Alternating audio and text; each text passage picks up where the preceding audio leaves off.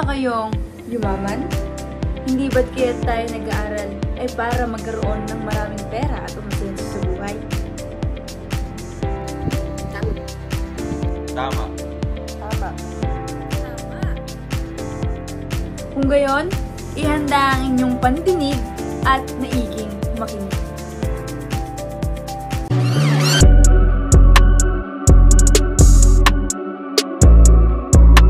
Kung gayon, simulan na natin ang ating diskusyonan. Ako nga pala si Clarice Andy Moises, the hustler, and matuto rin makinig sa aking mga kasama mamaya sapagkat ang kanilang sasabihin ay sobrang halaga. Simulan natin sa sinabi ni Dave Ramsey at Will Smith. Ayon kay Dave Ramsey, we buy things we don't need with money we don't have to impress people we don't like. So, tayo bilang isang kabataan, nandyan kung minsan yung napakadami nating gustong bilhin kahit hindi naman talaga natin kailangan. Nandyan yung bibili tayo para lang makasabay sa uso, dahil naiinggit tayo, o nandyan din naman yung dahil sa yabang. Nang dahil doon, minsan ba iniisip na rin natin ang naging epekto nito sa atin? Nandyan yung nagkukulang ng allowance, or tinitipid natin yung sarili natin pagdating sa mga pangangailangan katulad ng pagkain. Hi! Ayon din kay Will Smith, too many people spend money they have not earned to buy things they don't want, to impress people they don't like. Katugon nito ang sinabi ni Dave Ramsey. Bilang isang kabataan, nandun yung hindi pa talaga tayo kumikita ng sarili natin o karaniwan sa atin ay wala sa pag-iisip yung pagkita dahil nga meron tayong inaasahan sapagkat nandyan yung ating mga magulang at tayo nag-aaral pa lamang. Nandyan yung lakwatsa dito, gasto dito para lang may makipakita sa SOCMEDS. Hindi ba natin naisip kung minsan na what if kung ating namang pagtunan ng oras ay yung kung paano tayo aasenso sapagkat sa murang edad, sa mas maraming panahon tayong mag-build ng confidence at ng sarili nating mindset to earn money, not just to spend money. Next naman natin ay ang asset at liabilities. Isa sa napakalaking problema na meron sa ating mga kabataan o sa karamihan na rin ay yung hindi alam yung pagkakaiba ng asset at liabilities. At kung minsan, inisip natin na parehas lang. So asset, it is something that puts money in your pocket. Yung liabilities naman, it takes money out of your or mine pocket. Ang example ng asset ay yung mga bagay na nakakapagpasok ng pera sa'yo, katulad ng business mo, or nandiyan din yung tinatawag na passive income, na kung saan kahit natutulog ka, may pumapasok na pera sa bulsa mo. At kapag sinabi naman nating liabilities, andyan yung mga pinagkakagasto natin, katulad ng pangangailangan mo sa sarili mo, skincare, andyan yung mga pangangailangan mo pagdating sa bahay, damit, nandyan din yung pagkain, at kung minsan pa yung mga pangangailangan sa pagluluto, katulad ng mga pang-urong, ganyan. So, ang tanong ko lang, ano ba yung pagkakaiba ng liabilities sa asset kung ang gagawin nating example ay yung sasakyan naman?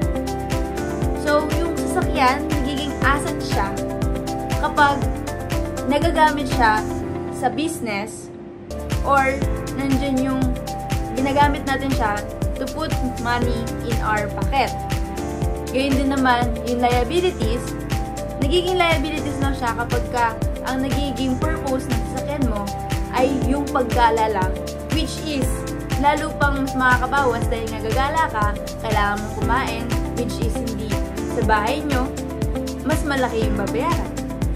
Nandiyan din naman yung iisipin mo pa yung gas, which is walang nagsusustain doon na pumapasok na pera kasi nga wala siyang purpose for Next slide is about job. For me, I believe job is the primary income of people or most of Filipinos. Kasi nandyan yung karaniwan sa atin mula umaga hanggang hapon. Wala na halos nagiging tulog, puro na lang pagtatrabaho ang ginagawa. May iraos lang ang pang-araw-araw na pangangailangan. So for me, yung sinasabi ko na primary income, which is the job, is different doon sa gustong malaman ng Rich Dad, Poor Dad na libro ni Robert Kiyosaki, which is pinupoint out ni doon yung passive income. So ano ba yung passive income? So the first bullet here is about the business doesn't require your presence. So it's about the passive income. Nandyan yung kapag kahit natutulog ka or nasa galaan ka, nag-i-enjoy ka sa kung saan-saang lugar, is may pumapasok na pera doon sa bulsa mo or sa bangko mo kung saan ka man nagtatago ng pera. So, when it comes sa passive income, nandyan yung maraming kita kung kaya the asset is greater than the expenses. And yun naman din dapat talaga ang dapat natin na nasa isip. Sapagkat when it comes sa buhay natin, nandyan yung hindi iniiwasan talaga yung pagkakaroon ng aksidente. And nandyan dumarating din yung kailangan natin ng malalaking pera para sa pangangailangan natin, katulad sa pamilya and also to help other people na nangangailangan din. So, bilang isang kabataan, dapat sa murang edad pa lamang, as meron pa tayong maraming panahon para mag-ready sa future, ay naiisip na natin kung paano umasenso. At paano ba umasenso? Una, isisimulan muna natin sa pagbabago sa ating mga sarili. Next slide is about the Rich Dad and Poor Dad. So, i-differentiate natin sila kung paano nga ba sila nagkaiba when it comes sa mindset and perspective in life. So, first, kapag may gustong bilhin, nandyan yung according to Poor Dad, I can't afford that. And sa Rich Dad naman, how can I afford that? So, dun pala makikita na natin na sa Poor Dad, imbis na gawa niya ng solusyon, yung gusto niyang makuha, andyan agad yung nag-conclude agad siya na hindi niya kaya kahit na wala pa man din siyang ginagawa. And when it comes naman sa Rich Dad, how can I afford that? Nandiyan yung problema, pero iniisipan ng solusyon. So tayo bilang isang tao, dapat natin matutunan yung ganon na mindset sa Rich Dad. Kasi kung wala man tayong pera, pero may mga pumapasok pa rin naman na maliliit na pera sa pocket natin, pwede naman nating pag-ipunan. So, nandyan yung through sa ipon natin, kapag ka nagsama-sama yung maliliit na halaga na yun, is malaking halaga. Next is about taking risk. So, according to Poor Dad, don't take risk. And when about to Rich Dad, learn to manage risk. So, sa buhay, hindi natin may iwasan yung mag-take ng risk. Lalo na, andyan nga yung marami tayong pangarap sa buhay. So, paano mapapractice yung confidence natin to leave our comfort zone kung hindi natin pagtututunan na i-manage yung mga risks na meron tayo? And paano din tayo yayaman at taasin? So, dapat maging aware tayo sa risk na iti-take natin. Kasi nandyan yung mawawala yung sa pag-iisip natin na mag-fail tayo kasi alam natin yung ginagawa natin. Next is about sa pag-aaral. So, sa kultura nating mga Pilipino, nandiyan yung sobrang halaga ng edukasyon. Nandiyan yung sinasabi na pag nag-aral, yayaman. Pero, karaniwan naman sa mga nakapagtapos, tambay. So, sabi ng Rich Dad, study hard so you can find a good company to work for. And sa Rich Dad naman, study hard so you can find a company to buy. So, kung iisipin natin ngayong panahon na to, yung buhay talaga is halos umiikot dahil sa pera. And, syempre, paano ka magkakaroon ng mga kasama kung nakikita sa'yo na kahit sa mga hard work na binibigay mo sa pagtatrabaho is wala naman pag-asenso. Kapag ka-emergency, nandyan yung nakukulangan ka pagdating sa pera. So, dapat be a living testimony tayo kung gusto natin na maayos na mga kasama. Nandyan yung makikita mismo sa atin, yung gusto natin na objective para sa business natin, and yung vision na nakikita sa atin na kung saan yun yung path para makuha yung goal na inaasam natin. The next is the reason I must be rich is because I have kids, according to Rich Dad. And when it comes to Poor Dad, the reason I am not rich is because I have kids. So, dun pa lang makikita na natin na kaya pala mahirap yung tinatawag natin na Poor Dad ay dahil hindi siya namamotivate when it comes sa mga instances at mga bagay na meron siya. And sa Rich Dad naman, kaya siya mayaman kasi nga nandyan yung sa kabila ng mga negative na nangyayari sa buhay niya, alam niya kung paano i-take into positive.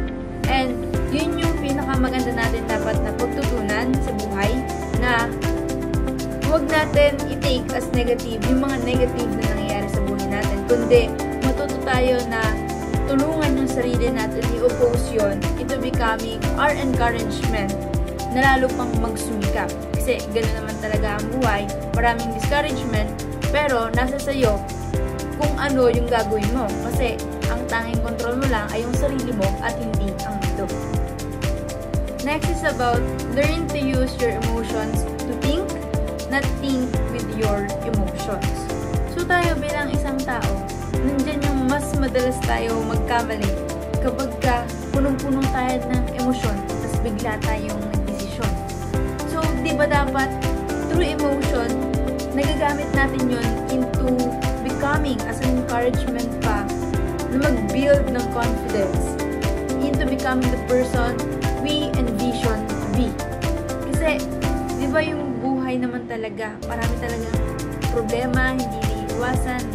Andyan yung may problema ka, malalagpasan mo, and may problema ulit. Yun yung cycle ng buhay. And dapat matutunan natin kung paano i-handle yung emotion natin. Na hindi dapat kapag may problema, nandyan yung nagre-respond agad tayo into something na hindi na natin ma-handle yung sarili natin. Dapat we should be aware sa mga ginagawa natin. And lalo na ngayon sa panahon na hindi naman tayo patanda, paurong, kundi we're looking forward sa future. So, we must build ourselves into becoming better and better every day as we want us to be. So, when we say life is short, what comes to our mind instantly? Dapat enjoy, dapat sulitin, dapat. So, how does that work? Paano mo nga ba ma-achieve or paano mo siya may enjoy? Ano kailangan? Una-una sa lahat, money. Diba? For example, may gusto ka, bahay. Ano kailangan mo? Pera. Diba paano ka makakapili ng bahay? Sasabihin mo lang sa pamilya mo. Sa pamilya mo lang, masaya ka na. Tanong ko sa'yo, pag ba may pamilya ka, wala kayong matiran, masaya ba yung pamilya mo? Sabihin natin, sige ikaw, siguro masaya, pero yung pamilya mo, masaya ba? Hindi, di ba? Kahit sino naman siguro, di ba wala ka matiran eh. Doon papasok yung life is short. Hanggat maaga, gusto mo syempre makapagpundar. Mga bagay-bagay, so when does it start? For example, ito. Our life expectancy is only 75 years. And nagkaroon ka ng kamalayan sa mga bagay-bagay at the age of 12, ibawas mo na agad yung 12 to 75. And that will leave us 63 years. Syempre ngayon, dahil gusto mo kumita, tatrabaho ka. Let's say you started around 26 years old to 60 years old, which is that ang total work time mo is 8 hours a day and makes it 75% of your 34 years in service.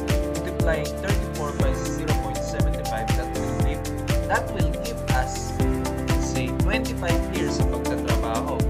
Minus mo yung 25 sa 34, which gives you 9 years. Yan naman yung tinulog mo. Hindi naman siya masama. Pero pag naiisip mo na mahaba pala, kasi napakadami mong pwedeng gawin sa 9 years. Tapos itinulog mo lang, di ba? So that marks us at 27 years. Eh ngayon, imbes na enjoy mo pa yung 27 years na yun, pinunta mo pa sa sadness, anger, and frustration. Eh wala na talaga. Diba? Doon na lang umikot yung buhay mo. Isipin mo, nagtrabaho ka ng napakatagal, tapos mauuwi ka lang din pala sa wala. Diba? So dito naman tayo sa napakagandang kasabihan na sinabi ni Warren Buffett, which is, risk comes from not knowing what you're doing, coming from the word itself, di ba? Risk comes kasi nga hindi mo alam yung gagawin or hindi mo alam yung daan na tinatawag. So, dito papasok yung that underscores the uncertainty and ignorance amplify potential failures. When you're unfamiliar with a task or decision, you might miss critical details, make wrong choices, or misjudge potential outcomes. This lack of understanding increases the likelihood of negative consequences. For instance, investing without research can lead to financial losses, or an untrained individual might mishandle a complex procedure. By gaining knowledge and experience, you can better assess and mitigate risk, turning uncertainty into manageable challenges. Essentially, informed decisions reduce risk by addressing the gaps in understanding.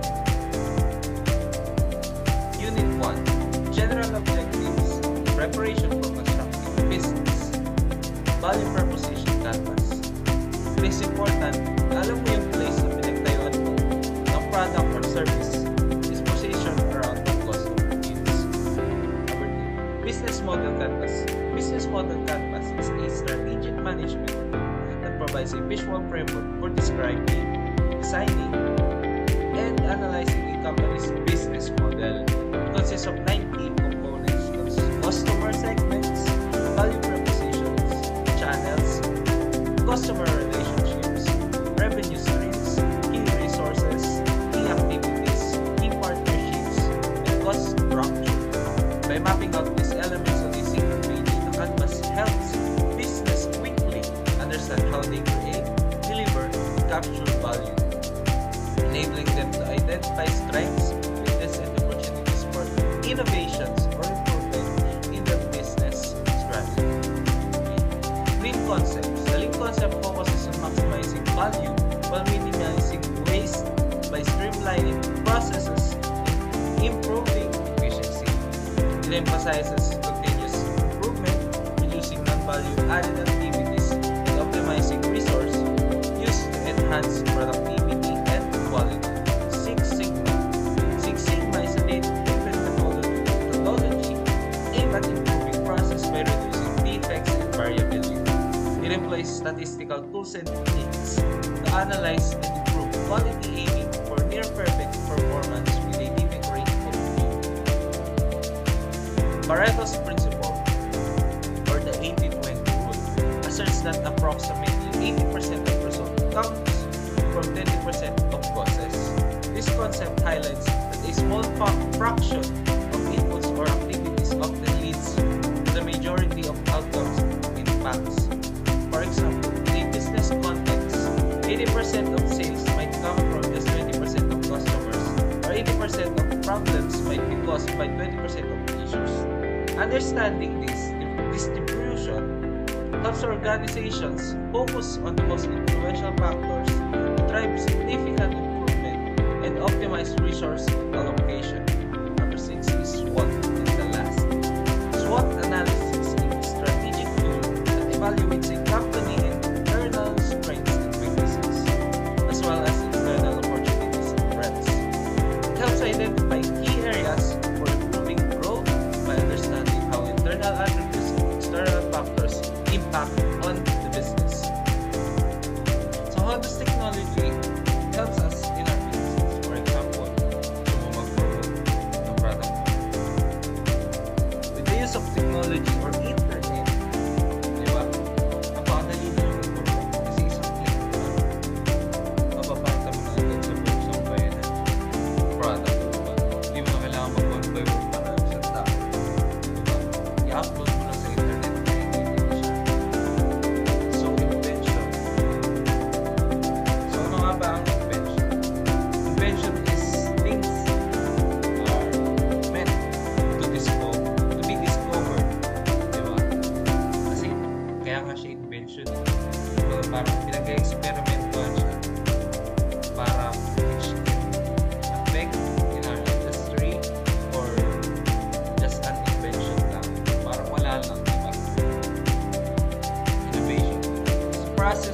satisfying invention. So it kumbaga parang something's already existing na.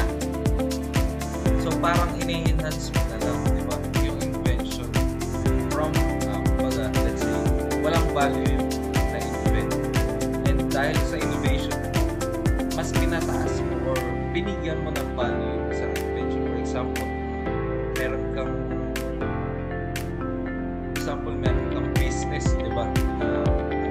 Let's say, parang may branch ka ng Jollibee and may na-invent ngayon na robot, pero hindi siya totally robot na robot lang siya nagpagalaw.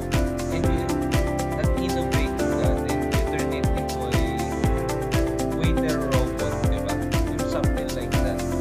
Ganun yung innovation. You enhance things, di ba? Pain points versus solution. So how can you define pain point and solution? Diba? So we have a chart or a sketch drawing here that says pain point versus solution. So dito it states not a pain point. Sinasabi ko state, I need a bandage. Tapos sa kabila, I need to stop my knee from bleeding. Diba? So ano nga ba? Ano ba yung nagdi-distinguish na dalawa?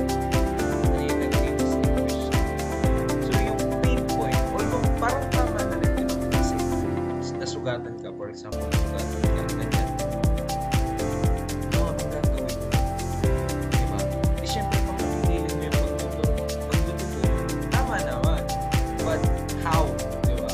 May parang may tanong pa. Hindi katulad sa solution agad eh. Diba? Kaya hindi na alam na sinabi, hindi na advantage para mapatulog or mapatingil agad niya yung pagtulo ng dugo. Diba? Something like that. Another example ito. I need a drill bit, sabi ng isa. Tapos sabi ng isa, I need to make a hole. Pain point, yung I need to make a hole. Tapos solution, yung I need a drill bit. So paano nga ba? Ito dito. Akala ko baliktad eh. So paano nga ba nag-distinguish dito yung pain point at yung solution? Diba? So dito sa kabila, ang sabi niya, I need to make a hole. So paano? Ganun mo rin sa unang example. Ganun rin. Paano nga mag-drill ng hole? Diba? May drill ka nga. Pero paano ka mag-drill ng hole? Diba? Pero yung sa kabila, ito. It's a solution, sabi. I need a drill bit. Hindi mo na kailangan, hindi mo na kailangan isipin pa kung bakit kailangan na drill bit. Diba? Right na agad siya. Para solution talaga agad siya na kailangan ko ng drill bit. Why? Because I'm gonna drill a hole. Diba? Something like that. Yung mga ganun na parang mai-apply mo siya sa business mo. Diba? For example, nalugi ka. Ngayon, hindi naman ganun kalaki pera. Pero nalugi ka. So, paano mo susolusyonan yun? Or pain point yung makukuha mo, may solution. Diba? Pain point, diba? Sasabihin mo, kailangan bawiin. Kailangan bawiin ko yun na nalugi sa akin. No? How? Paano mo siya babawiin, diba? Ano mo siya babawiin?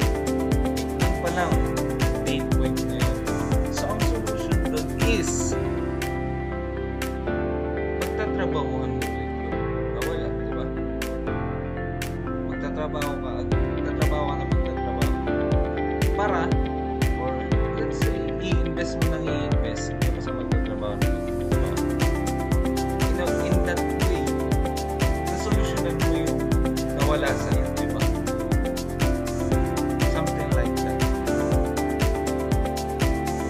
So in this sketch, a marketer will hear someone saying that they need a bondage. So the marketer will present them with a bondage, a great bondage. But the bondage was the solution, but not the pain point. So the actual pain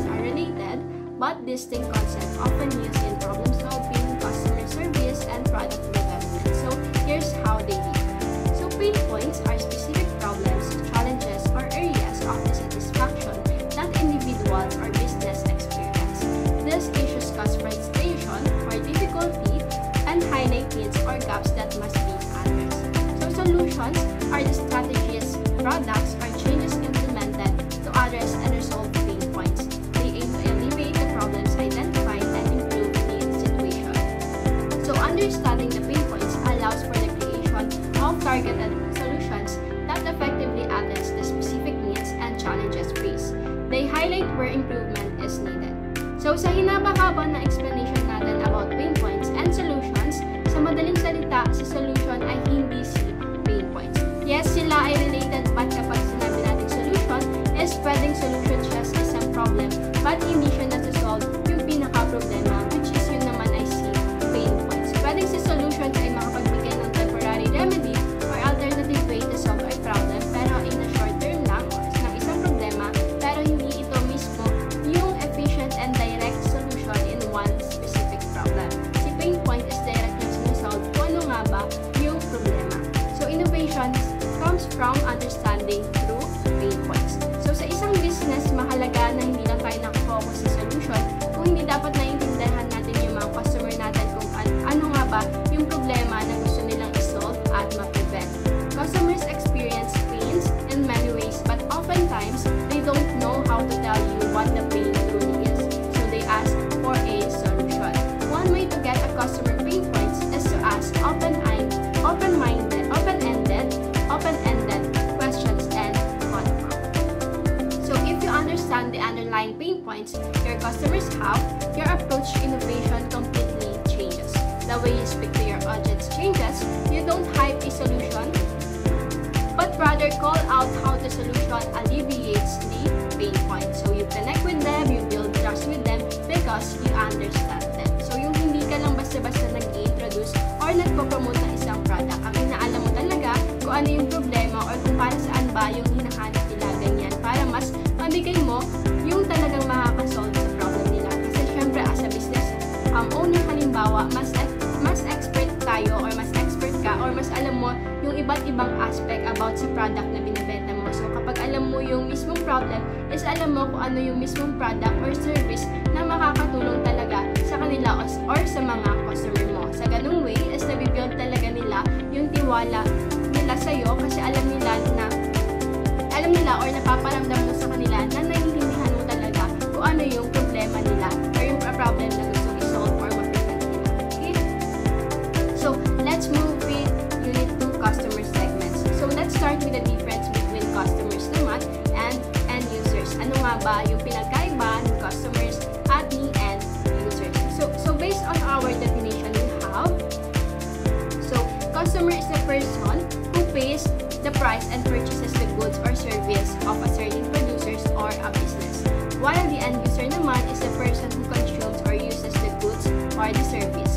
The customer can be the end users as well, however, not in all cases. So ayun na nga, sa madaling salita, si customer daw siya yung bumibili ng product sa isang store, establishment, or isang business, at si end user naman siya yung nagko-consume, gumagamit, or nakikinabang sa biniling product ni customer. So to make it more clear, meron tayong mga example dito para makita natin yung pinagkaiba ni customer and ni end user. So first scenario is halimbawa may isang nanay na bumili ng isang balot ng diaper sa isang tindahan. So si customer, syempre ay si nanay dahil siya yung bumili ng product or nung diaper.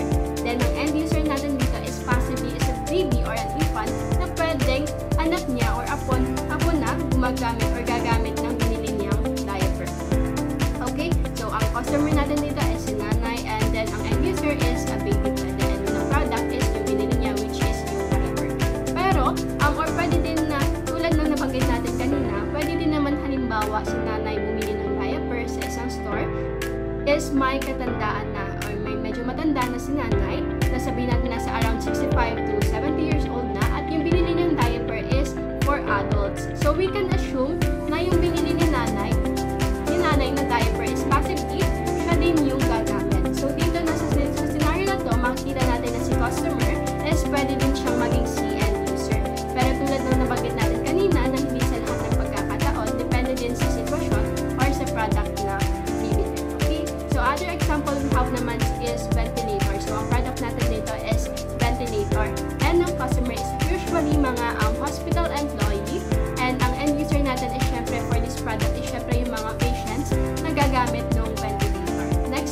software ang customer natin is possibly specific company, then yung binili niyang business software is ang gagamit na syempre yung kanyang mga employee para sa kanilang mga trabaho.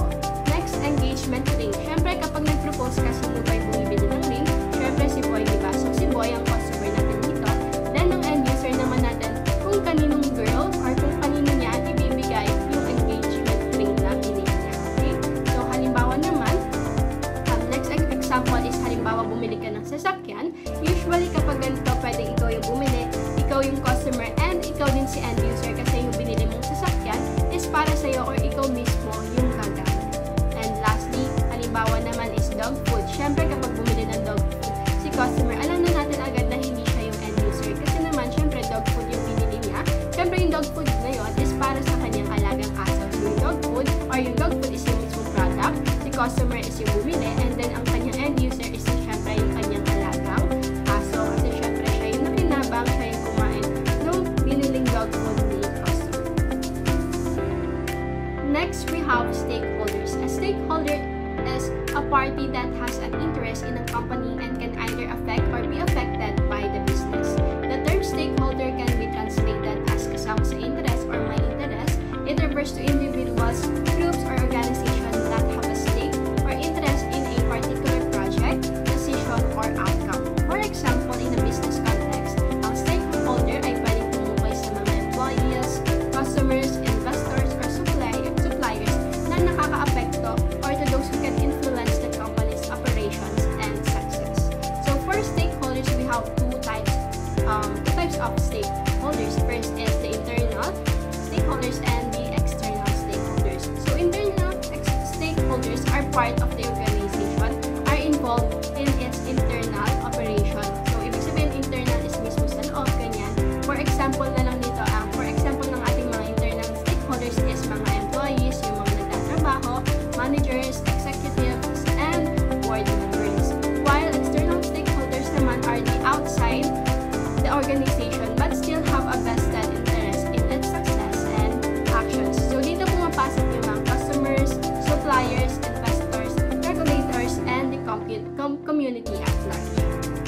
So next, we also have influencers. So nowadays, malaki din at malawak yung nagiging part ng mga influencers sa isang business at sa pagsikat or pagkakaroon ng hype, tinatawag na hype ng isang product. But particularly ngayon sa iba't ibang social media platforms na ginagamit to advertise specific products.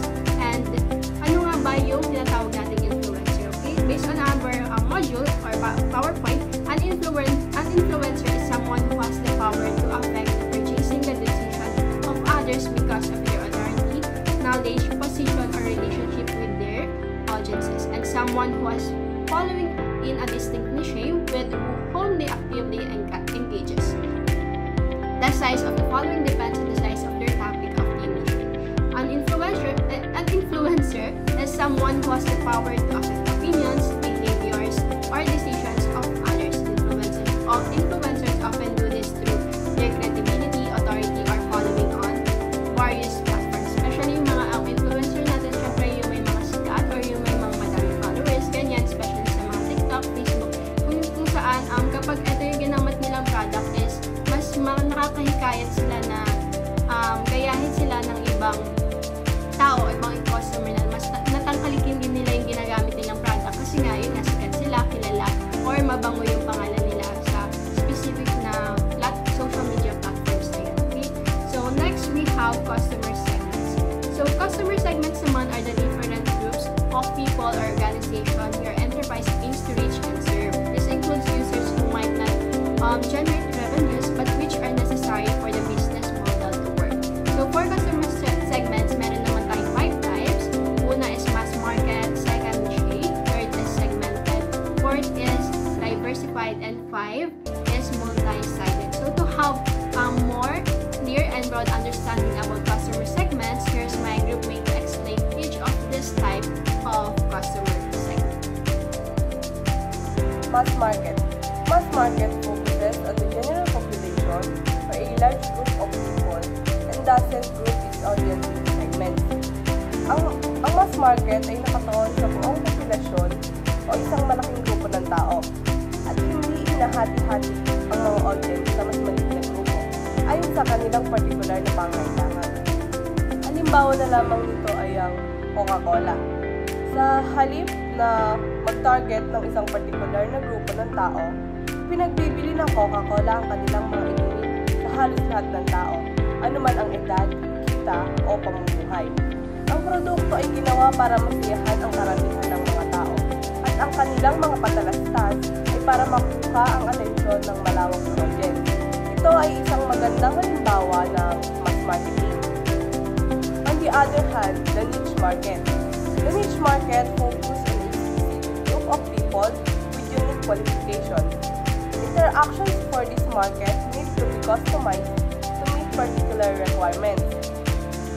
Ang niche market naman, ito yung nakatuon sa isang tiyak na grupo ng mga tao na may mga espesyal na pangailangan o katangian.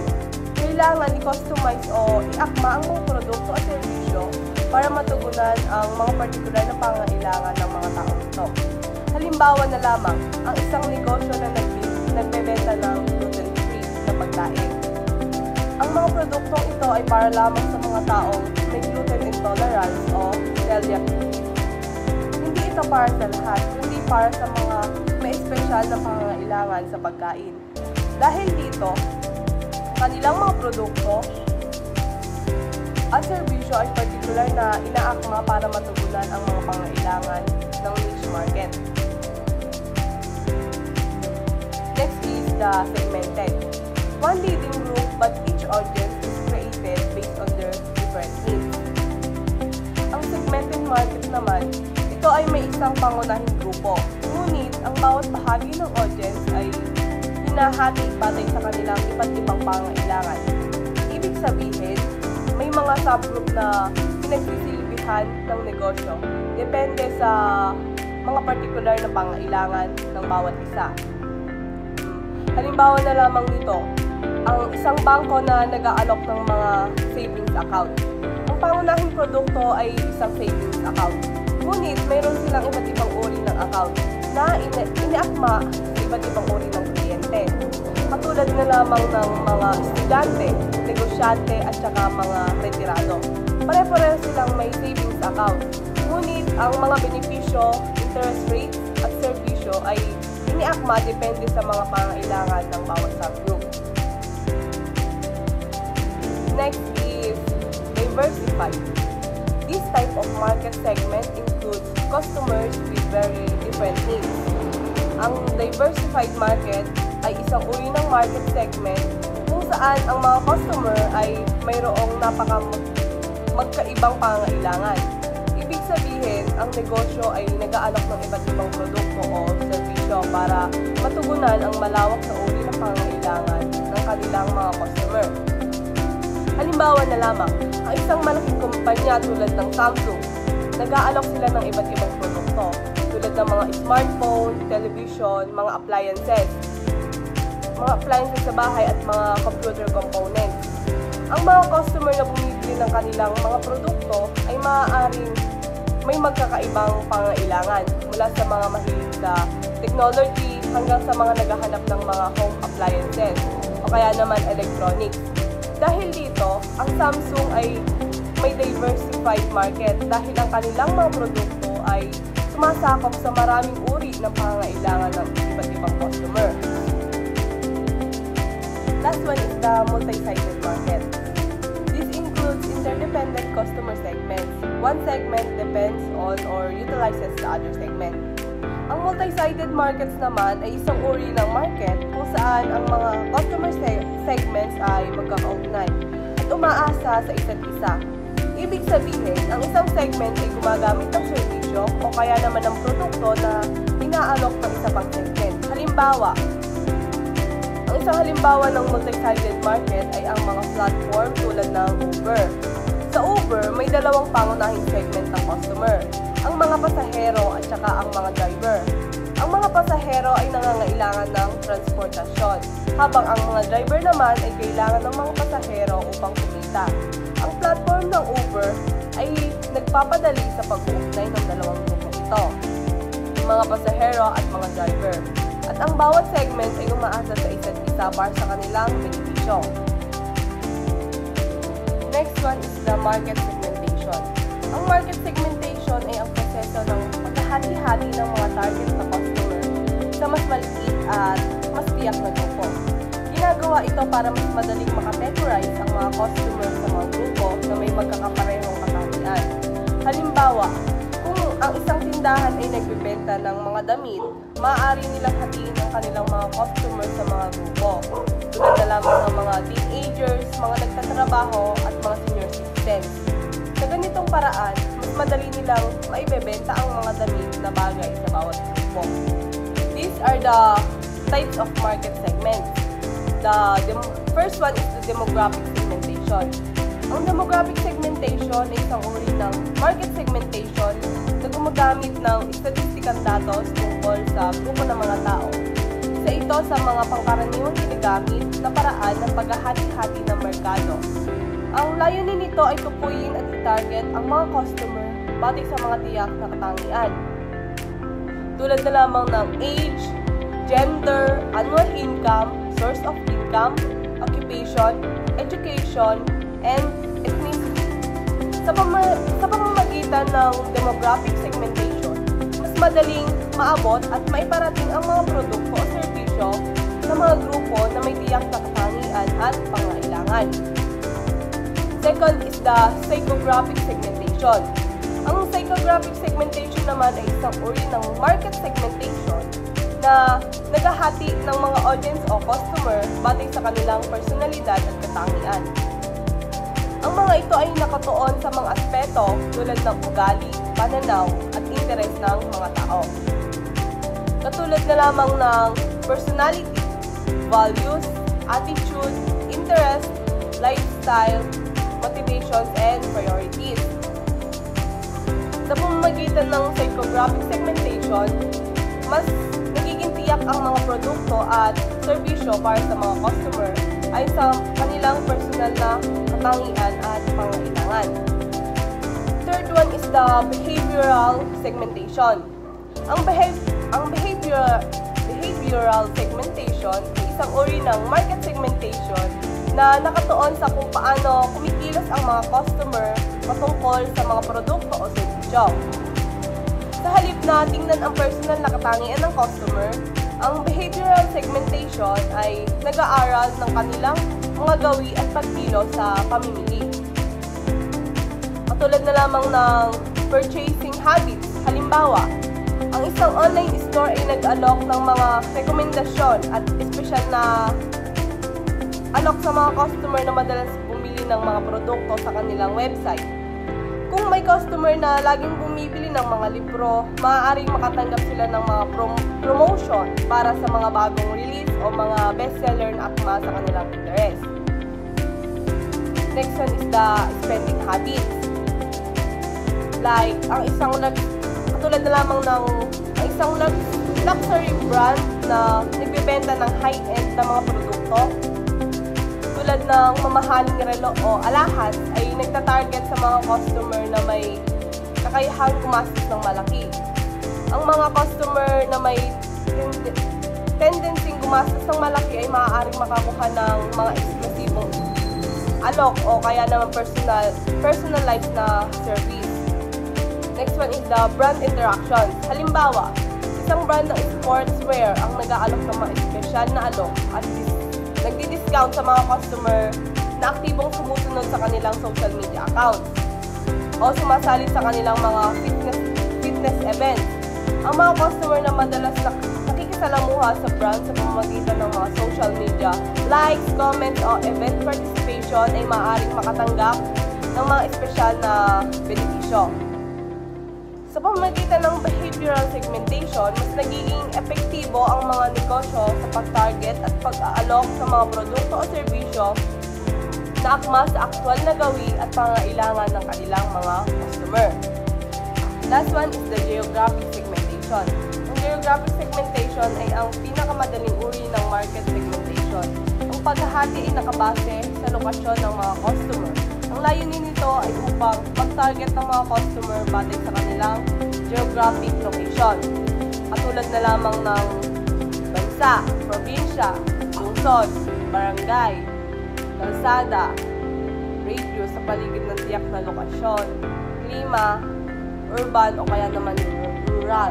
Sa pamamagitan ng geographic segmentation, mas nagiging madali para sa mga negosyo na magbigay ng mga produkto o serbisyo na akma sa lokasyon at pangailangan ng kanilang mga customer.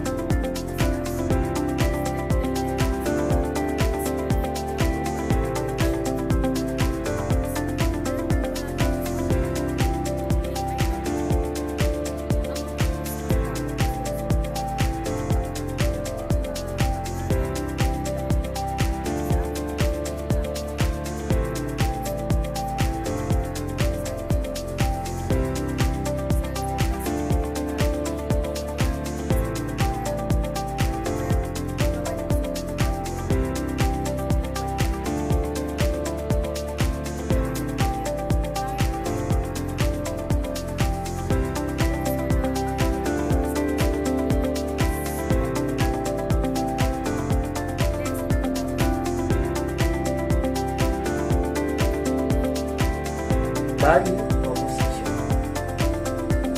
A value proposition is a simple statement that summarizes why a customer would choose your product or service.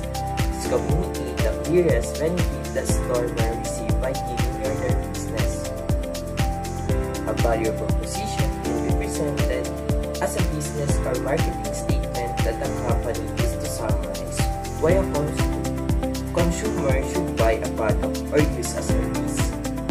Your business value proposition is arguably the most important element of your overall marketing messaging. A value proposition tells prospect why they should do business with you rather than your competitors and makes the benefits of your product or service crystal clear from the outset. So dito, sa value proposition, pinapakita kung paano o kahalaga gamitin ang iyong produkto at servisyo. The value proposition pertains to the benefit that customer would get upon buying a product as a promise by the company who owns it. It's actually a statement which serves as a window for the consumer to see clearly what a certain brand would do, offer, and its advantage over other competitors. And for it to be clearly seen by customer, this is where advertisement comes into play. The phrase value proposition of BP is accredited to Michael Lamy and Edward Michaels, who first used the term in 1988's staff paper for the consulting firm Hawkins & Co. The paper, which was titled A Business is a Value Delivery System, the authors defined value proposition as a clearly simple statement of the benefits, both tangible and intangible, that the company will provide. Along with the approximate price, it will charge each customer segment for those benefits. Tangible benefits are those that can be measured in financial terms, while intangible benefits cannot be quantified directly. In economic terms, these benefits include customer satisfaction. So, we have project benefits. Intangible benefits, we have 6. 1. Increased revenue. 2. Resource cost saving. 3. Hardware cost saving. 4. Software cost saving. 5. Productivity gain. 6.